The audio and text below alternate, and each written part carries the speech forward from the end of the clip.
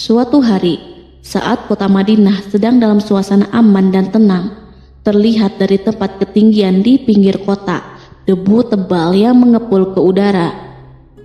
Debu itu semakin meninggi, bergumpal-gumpal hingga hampir menutup angkasa.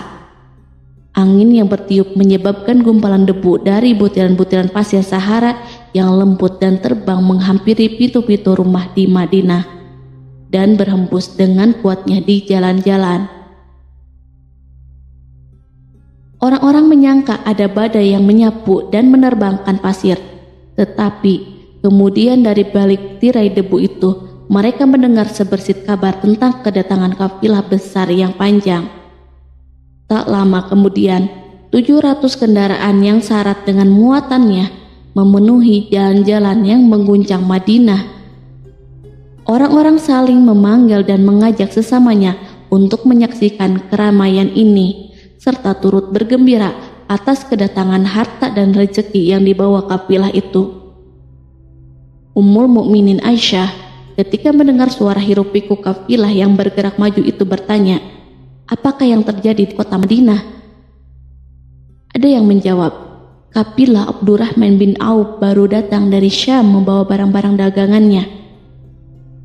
"Jadi kafilah itu yang telah menyebabkan semua guncangan ini?" tanya Ummul Mukminin. "Benar, wahai Ummul Mukminin. Jumlahnya 700 kendaraan." Ummul Mukminin menggeleng-gelengkan kepala. Pandangannya menerawang jauh seolah-olah sedang mengingat-ingat peristiwa yang pernah dilihat atau ucapan yang pernah didengarnya. Kemudian ia berkata, "Aku pernah mendengar Rasulullah Shallallahu Alaihi Wasallam bersabda, aku melihat Abdurrahman bin Auf masuk surga dengan merangkak." Abdurrahman bin Auf akan masuk surga dengan merangkak. Mengapa ia tidak memasukinya dengan melompat atau berlari kecil bersama angkatan pertama para sahabat Rasulullah? Sebagian sahabat menyampaikan cerita Aisyah kepadanya. Maka ia pun teringat telah mendengarkan hadis ini dari Nabi lebih dari satu kali dan dengan redaksi yang berbeda-beda. Sebelum tali-tali pengikat perniagaannya dilepas, Abdurrahman melangkahkan kakinya ke rumah Aisyah lalu berkata kepadanya, "Engkau telah mengingatkanku suatu hadis yang tidak pernah kulupakan. Maka saksikanlah bahwa kafilah ini dengan semua muatannya beserta kendaraan dan perlengkapannya aku persembahkan di jalan Allah Azza wa Jalla." Seluruh muatan 700 kendaraan itu dibagi-bagikan kepada semua penduduk Madinah dan sekitarnya sebagai perbuatan baik yang agung.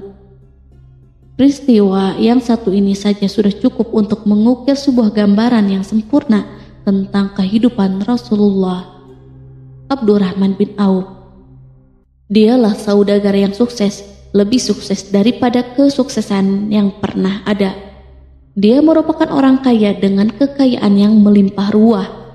Dia adalah seorang mukmin bijaksana yang tidak ingin bagian dari keuntungan agamanya hilang begitu saja, dan tidak sudi kekayaannya membuat dirinya tertinggal dari kafilah iman dan pahala surga.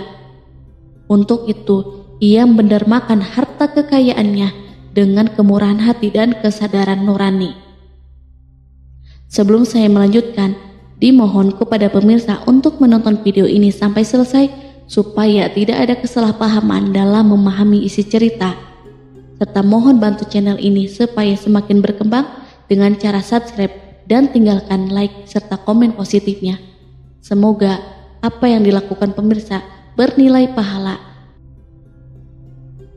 Abdurrahman bin Auf adalah salah seorang dari 8 orang yang lebih awal masuk Islam. Abu Bakar datang kepadanya menyampaikan Islam, termasuk kepada Utsman bin Affan. Tidak ada persoalan yang tertutup baginya dan tiada keraguan yang menjadi penghalang. Bahkan dia segera pergi bersama Abu Bakar As-Siddiq menemui Rasulullah untuk menyatakan baiat dan memikul bendera Islam. Sejak menganut Islam sampai berpulang ke rahmatullah dalam usia 75 tahun, ia selalu menjadi teladan yang cemerlang sebagai seorang mukmin yang besar. Hal ini menyebabkan Nabi memasukkannya dalam 10 orang yang telah diberi kabar gembira sebagai ahli surga. Umar radhiyallahu anhu mengangkatnya sebagai anggota majelis syuro yang terdiri dari 6 orang yang merupakan calon khalifah yang akan dipilih sebagai penggantinya. Kala itu Umar berpesan, Rasulullah wafat dalam keadaan ridho kepada mereka. Cepatnya Abdurrahman masuk Islam telah menyebabkan dirinya harus mengalami penganiayaan dan penindasan dari Quraisy. Ketika Nabi Muhammad SAW memerintahkan para sahabatnya hijrah ke Habasyah, Abdurrahman bin Auf pun ikut berhijrah. Ia kemudian kembali lagi ke Mekah, lalu hijrah untuk kali kedua ke Habasyah, dan selanjutnya hijrah ke Madinah. Ia ikut bertempur di Perang Badar, Uhud, dan peperangan-peperangan lainnya. Keuntungannya dalam perniagaan sangat besar hingga mencapai batas yang membuat dirinya sendiri merasa takjub dan heran, sehingga ia berkata, "Sungguh, aku melihat diriku ini seandainya mengangkat batu, niscaya kutemukan emas dan perak di bawahnya." Perniagaan Abdurrahman bin Auf bukanlah jenis perdagangan yang tercela maupun monopoli. Bahkan ia sendiri bukanlah orang yang berlomba-lomba untuk mengumpulkan harta atas dorongan agar menjadi orang kaya. Sekali-kali bukan itu, melainkan suatu amal dan kewajiban yang keberhasilannya akan menambah kedekatan jiwa kepada Allah dan berkorban di jalannya. Abdurrahman bin Auf seorang yang kuat emosi jiwanya, di mana ia menemukan kepuasan emosinya itu dalam amal yang mulia. Apabila ia tidak sedang sholat di masjid dan tidak sedang berjihad dalam peperangan, ia pasti sedang mengurus perniagaannya yang berkembang pesat. Sehingga kapilah-kapilahnya dari Mesir dan Syria membawa ke Madinah barang-barang muatan yang dapat memenuhi kebutuhan seluruh jazirah Arab, baik pakaian maupun makanan.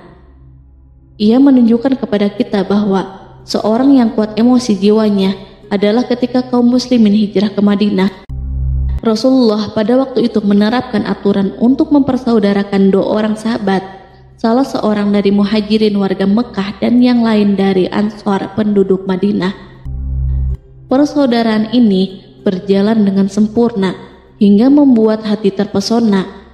Orang-orang Ansor yang merupakan penduduk asli Madinah membagi seluruh kekayaan miliknya menjadi 2 dengan saudaranya dari kalangan muhajirin. Bahkan istri pun direlakan. Apabila ia beristri 2, ia pun rela menceraikan 1 untuk diperistri saudaranya.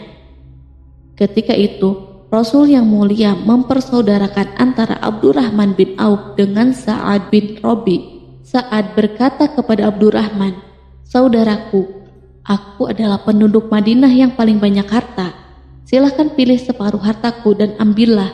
Aku juga mempunyai 2 istri. Perhatikanlah yang lebih menarik hatimu dan aku akan menceraikannya, sehingga engkau dapat memperistri dirinya." Abdurrahman bin Auf menjawab, "Semoga Allah memberkahi dirimu dalam istri dan hartamu. Tunjukkanlah letak pasar kepadaku." Abdurrahman pergi ke pasar. Ia berjual beli di sana dan mendapatkan keuntungan. Kehidupan Abdurrahman bin Auf di Madinah, baik semasa Rasulullah maupun sepeninggal beliau, selalu ditunaikan dengan sempurna untuk memenuhi hak agama ini dan beramal di dunia. Perniagaannya sukses dan menguntungkan, seperti diungkapkan sendiri bahwa seandainya ia mengangkat batu dari tempatnya, pasti ia akan mendapatkan emas dan perak di bawahnya. Salah satu faktor yang membuat perniagaannya berhasil dan mendapatkan berkah adalah karena ia sangat selektif untuk berniaga yang halal dan benar-benar menjauhkan diri dari segala bentuk jual beli yang haram, bahkan yang subhat sekalipun. Selain itu, faktor yang menambah kejayaan dan keberkahannya adalah labanya yang bukan untuk Abdurrahman bin Auf sendiri, melainkan di dalamnya terdapat bagian Allah yang ia penuhi dengan baik. Ia menggunakan hartanya untuk memperkokoh hubungan kekeluargaan dan mengeratkan tali persaudaraan, serta menyediakan perlengkapan yang diperlukan tentara Islam. Bila total perniagaan dan kekayaan yang lainnya ditambah keuntungan yang diperolehnya dihitung, jumlah kekayaan Abdurrahman bin Auf itu dapat diperkirakan dengan memperhatikan jumlah yang dibelanjakan di jalan Allah. Suatu hari ia mendengar Rasulullah bersabda, "Wahai Ibnu Auf, engkau termasuk golongan orang kaya dan engkau akan masuk surga dengan merangkak. Karena itu, pinjamkanlah kekayaan itu kepada Allah agar Dia mempermudah langkahmu." Sejak ia mendengar nasihat Rasulullah ini dan menyediakan bagi Allah pinjaman yang baik, Allah justru semakin melipat gandakan kekayaannya hingga berlimpah ruah. Suatu hari, ia menjual tanah seharga 40.000 dinar. Kemudian uang itu dibagi-bagikan untuk semua keluarganya dari Bani Juhroh, untuk para istri Nabi, dan untuk kaum muslim yang miskin.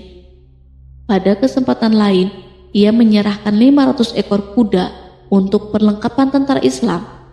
Pada hari yang lain, ia menyerahkan 1.500 kendaraan unta.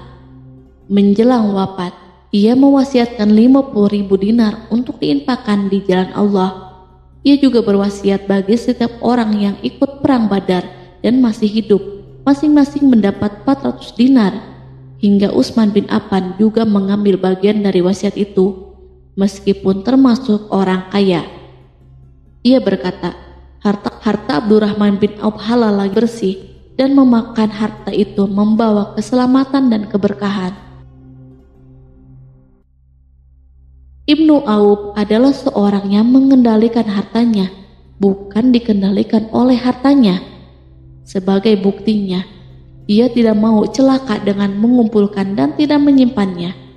Bahkan ia mengumpulkannya dengan tetap merendahkan hati dan dari jalan yang halal.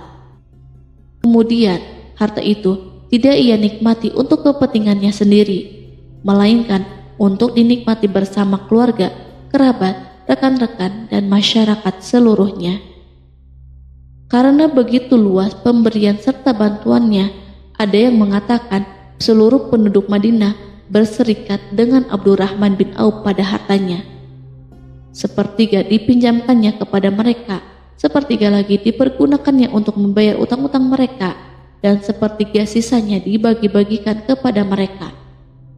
Harta kekayaan ini tidak akan pernah membuat kelegaan dan kesenangan pada dirinya selama ia belum menemukan jalan untuk membela agama dan membantu rekan-rekannya. Adapun untuk selain itu, ia selalu merasa khawatir terhadap kekayaannya. Suatu hari dihidangkan kepadanya makanan untuk berbuka, karena waktu itu sedang berpuasa. Ketika pandangannya tertuju pada hidangan tersebut, selera makannya pun bangkit. Namun ia justru menangis sambil berkata, "Mus'ab bin Umair telah gugur sebagai syahid, dan ia jauh lebih baik daripada aku. Ia hanya mendapatkan kapan sehelai kain yang jika ditutupkan ke kepalanya maka kelihatan kakinya, dan jika ditutupkan ke kedua kakinya terbukalah kepalanya. Demikianlah pula Hamzah yang jauh lebih baik daripada aku. Ia pun gugur syahid, dan saat akan dikuburkan hanya mendapatkan sehelai selendang. Dunia telah dihamparkan kepada kami seluas-luasnya, dan hasil sebanyak-banyaknya telah diberikan kepada kami. Sungguh, kami khawatir bila pahala kebaikan kami telah disegerakan balasannya di dunia." Pada peristiwa lain, sebagian sahabat berkumpul bersamanya menghadapi jamuan makan di rumahnya. Tak lama setelah makanan diletakkan di hadapan mereka, Abdurrahman menangis, sehingga rekan-rekannya bertanya, "Apa yang membuatmu menangis?" Ia pun menjawab, "Rasulullah telah wafat, dan semasa hidupnya beliau beserta keluarganya tidak pernah merasakan kenyang makan roti gandum. Apa harapan kita apabila dipanjangkan usia tetapi tidak menambah kebaikan bagi kita?" Demikianlah kekayaannya yang melimpah itu sedikit pun tidak membangkitkan kesombongan dan takabur dalam dirinya.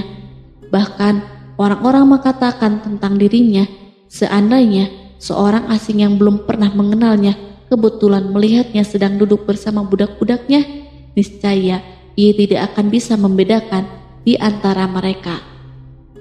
Tetapi bila seorang asing itu mengenal satu saja sisi jihad Ibnu Auf dan ujian yang dihadapinya, ia pasti langsung mengetahui siapa dia.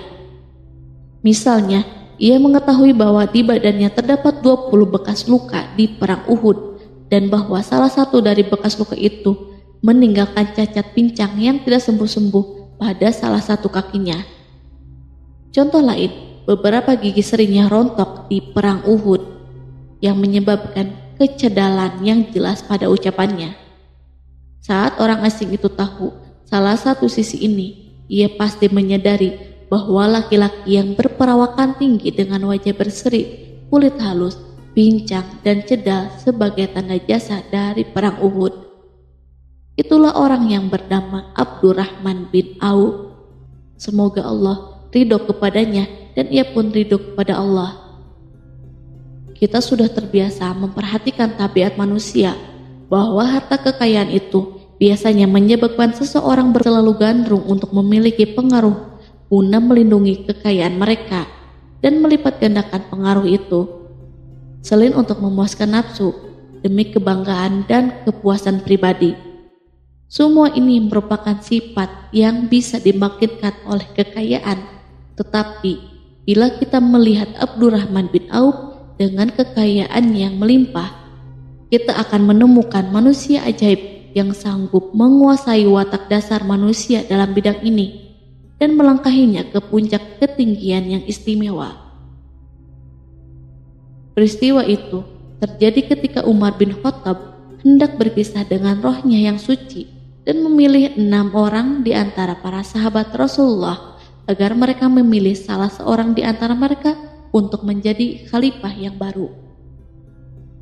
Pada waktu itu, semua jari menunjuk ke Ibnu Auf, bahkan sebagian sahabat telah menegaskan bahwa dialah orang yang lebih berhak menjadi khalifah di antara 6 orang itu.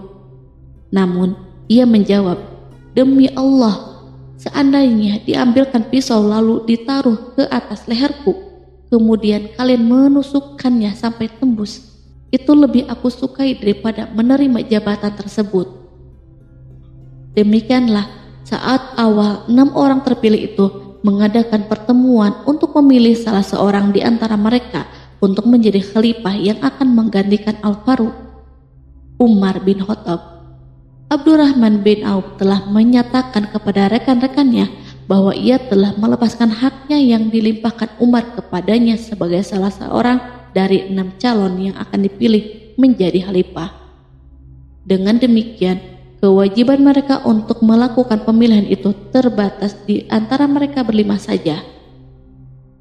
Sikap juhudnya terhadap pangkat jabatan ini dengan cepat telah menempatkan dirinya sebagai hakim di antara 5 orang tokoh terkemuka itu. Mereka menerima dengan senang hati agar Abdurrahman bin Auf menetapkan pilihan khalifah itu terhadap salah seorang di antara mereka berlima. Ali mengatakan, "Aku pernah mendengar Rasulullah menyipatimu bahwa engkau adalah orang yang dipercaya oleh penduduk langit dan dipercaya pula oleh penduduk bumi." Ibnu Auf akhirnya memilih Utsman bin Affan untuk jabatan khalifah dan yang lainnya pun menyetujui pilihannya. Itulah hakikat seorang laki-laki yang kaya raya dalam Islam. Apakah Anda telah memperhatikan bagaimana Islam telah mengangkat dirinya jauh di atas kekayaan dengan segala godaan dan penyesatannya itu, dan bagaimana ia menempa kepribadiannya dengan sebaik-baiknya? Pada tahun 32 Hijriah, tubuhnya berpisah dengan rohnya. Ummul Mukminin Aisyah ingin memberinya kemuliaan khusus yang tidak diberikan kepada orang lain, dengan memberikan usulan kepadanya ketika ia masih terbaring di ranjang menuju kematian agar bersedia dikuburkan di pekarangan rumahnya, berdekatan dengan Rasulullah, Abu Bakar, dan Umar. Namun, ia memang seorang muslim yang telah dididik Islam dengan sebaik-baiknya, sehingga merasa malu bila dirinya diangkat dan disandingkan dalam kedudukan tersebut. Selain itu, ia telah membuat janji dan ikrar yang kuat dengan Utsman bin Maz'un, yakni jika salah seorang di antara mereka meninggal sesudah yang lain, hendaklah ia dikuburkan di dekat sahabatnya itu. Saat rohnya bersiap-siap memulai perjalanan yang baru, air matanya meleleh, sedangkan lidahnya bergerak-gerak mengucapkan kata-kata, "Aku khawatir dipisahkan dari sahabat-sahabatku karena kekayaanku yang melimpah ruah." Namun, ketenangan dari Allah segera menyelimutinya. Lalu senyuman tipis menghiasi wajahnya disebabkan suka memberi cahaya dan kebahagiaan yang menenteramkan jiwa. Ia memasang telinganya untuk menangkap sesuatu, seolah-olah ada suara yang lembut, merdu yang datang mendekat. Ia sedang mengenang kebenaran sabda Rasulullah yang pernah beliau ucapkan, "Abdurrahman bin Auf di dalam surga." Ia barangkali juga sedang mendengarkan janji Allah dalam kitabnya. Orang yang menginfakkan hartanya di jalan Allah, kemudian tidak mengiringi apa yang dia infakkan itu dengan menyebut-nyebutnya dan menyakiti perasaan penerima, mereka memperoleh pahala di sisi Rob mereka. Tak ada rasa takut pada mereka dan mereka tidak bersedih hati. Quran Surat Al-Baqarah ayat 262.